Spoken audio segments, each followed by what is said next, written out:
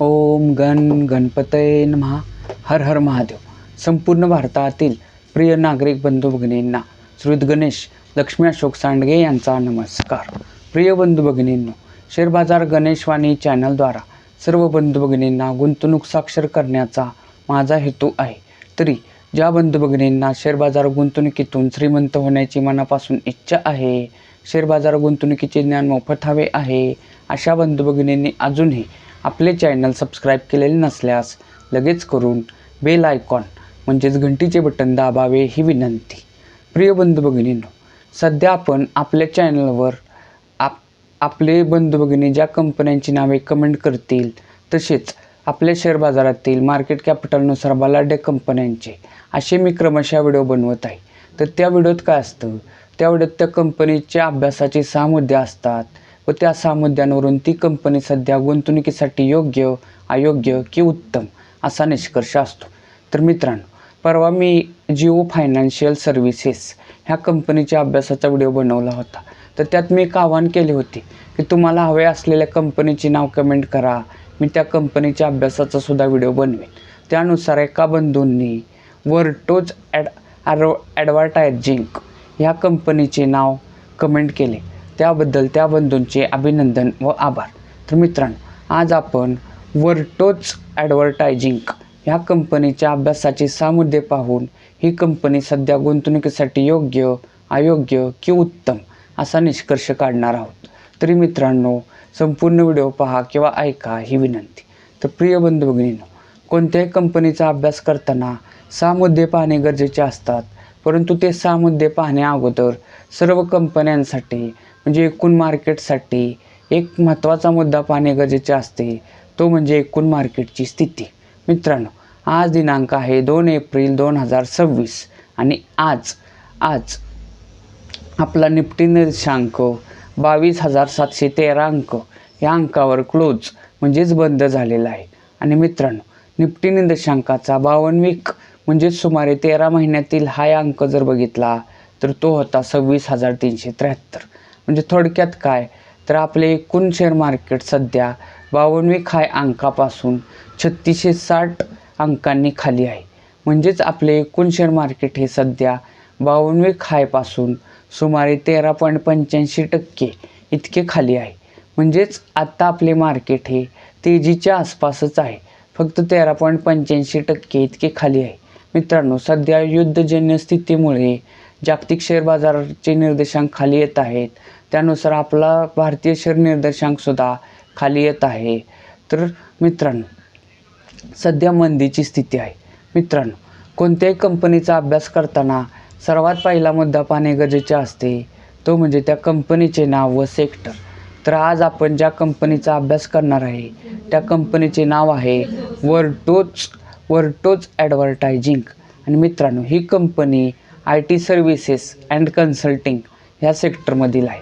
मित्रांनो, ह्या कंपनीसारखेच काम करणाऱ्या इतर स्पर्धक कंपन्या जर बघितल्या तर त्या आहेत TCS, Infosys, HCL take, Wipro, take Mahindra, LTI Mindtree, तसेच पर्सिस्टंट, ओरॅकल, फिनसर्व. मित्रांनो, ह्या कंपनीसारखेच काम करणाऱ्या ह्या स्पर्धक कंपन्या आहेत. तशाच अजूनही भरपूर स्पर्धक कंपन्या आहेत.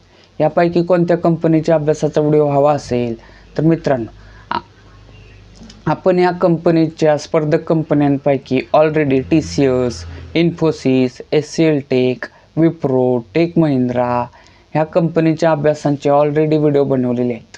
तर ते तुम्ही जर अजून पाहिले नसतील तर पहा. आणि ते ह्या सेक्टरमधील आहेत.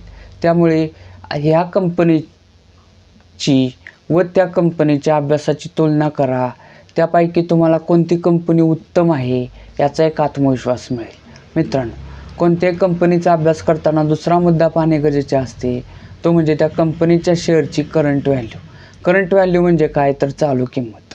आज दिनांक आहे 2 एप्रिल 2026 आणि आज वर्टोज ॲडव्हर्टायझिंग ह्या कंपनीचा एक शेअर्स 33 रुपये ह्या किमतीला क्लोज म्हणजेच बंद झालेला आहे. मित्रांनो, कोणत्याही कंपनीचा अभ्यास करताना तिसरा मुद्दा पाहणे गरजेचे असते, तो म्हणजे त्या कंपनीच्या शेअरची 52 वीक म्हणजे सुमारे 13 महिन्यातील हाय किंमत व 13 महिन्यातील लो किंमत.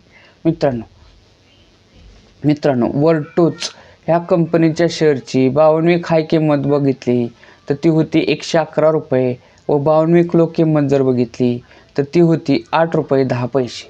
आणि मित्रांनो, किमतीच्या बाबतीत असेच 2 वर्ष मागे गेल्यास ह्या कंपनीचा शेअर सुमारे 874 रुपयाला मिळत होता. परंतु मित्रांनो, हे 874 रुपये ही सर्व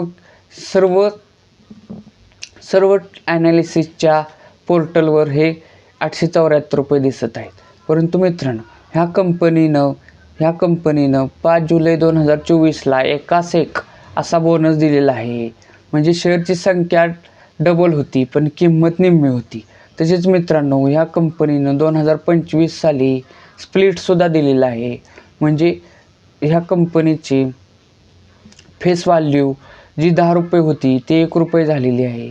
त्यामुळेच ह्या कंपनीचा शेअर्स सुमारे 10 पट किंमत म्हणजे आत्ता 874 रुपये दिसत आहे त्याच्या 10 पट कमी. म्हणजेच ह्या कंपनीच्या शेअरची किंमत 2 वर्षापूर्वी ज्या 87 रुपये 40 पैसे एवढी होती. मित्रांनो, 5 वर्षापूर्वीची जर किंमत बघितली ह्या कंपनीच्या शेअरची तर ती 28 रुपये होती. आणि 10 वर्षापूर्वी जर बघितली तर ती किंमत 13 रुपये 80 पैसे एवढी होती. तर मित्रांनो, आता कोणत्याही कंपनीचा अभ्यास करताना चौथा मुद्दा पाहणे गरजेचे असते, तो म्हणजे त्या कंपनीचं मार्केट कॅपिटल म्हणजेच बाजार भांडवल. मित्रांनो, बाजार भांडवल म्हणजे काय तर त्या कंपनीच्या शेअरची करंट व्हॅल्यू गुणिले त्या कंपनीचे शेअर बाजारात असलेल्या सर्व शेअरची संख्या.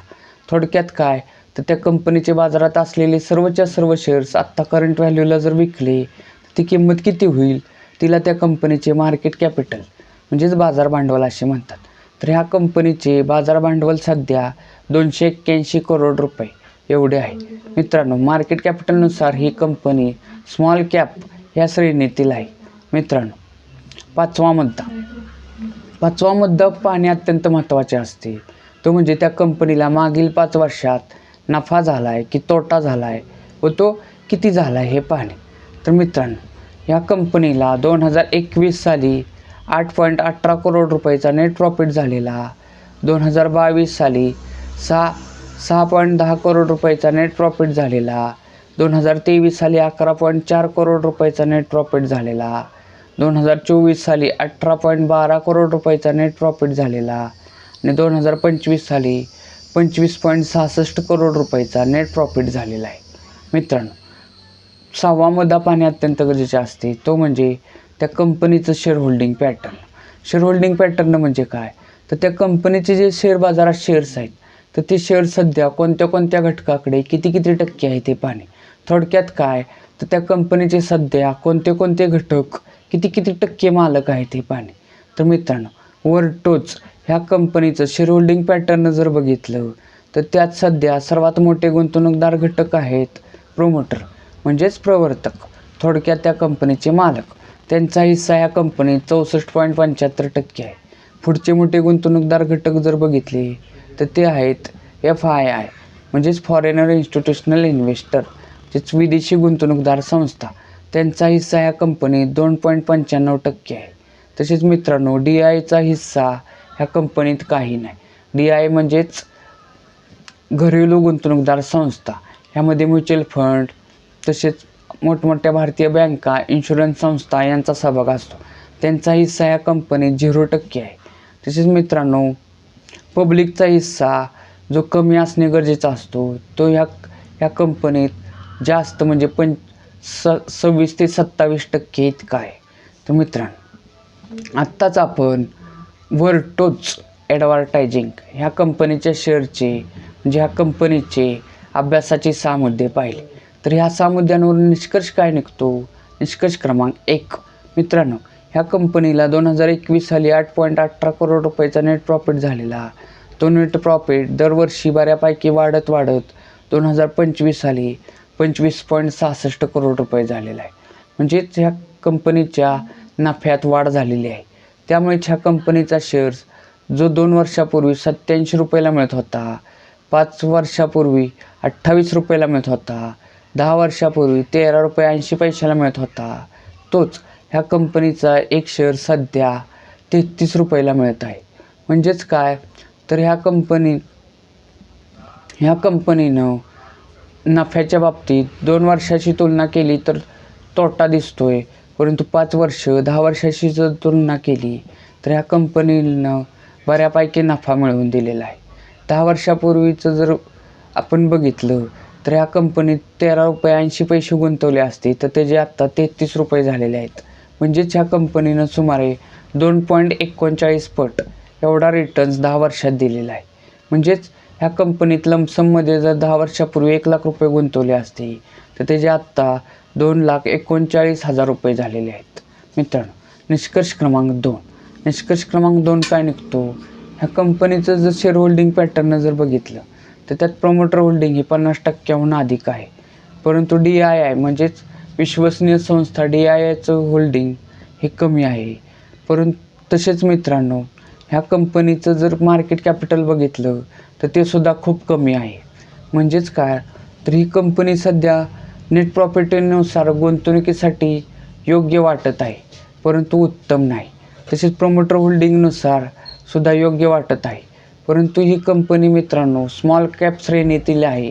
त्यामुळे लाँग टर्म इन्व्हेस्टमेंटच्या दृष्टीने ही कंपनी सध्या एवढी आकर्षक वाटत नाही. मित्रांनो, प्रत्येकाचे मत वेगळे असू शकते, परंतु माझ्या मतानुसार ही कंपनी गुंतवणुकीसाठी योग्य आहे, परंतु उत्तम नाही.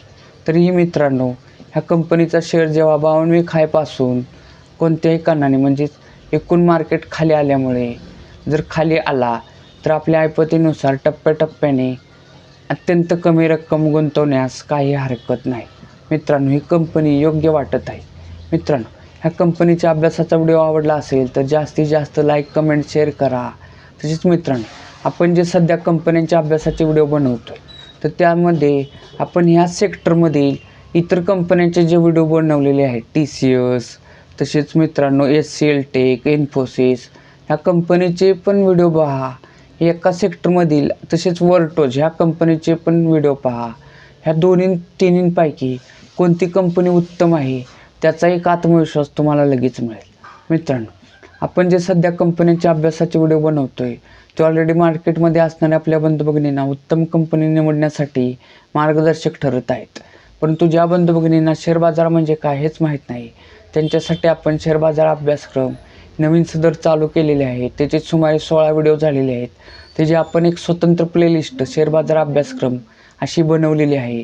तर ज्यांना बेसिक माहिती हवी त्यांनी शेअर बाजार अभ्यासक्रम ह्या प्लेलिस्टमधील 16चे 16 व्हिडिओ क्रमशः पहा ही विनंती. भारत माता की जय.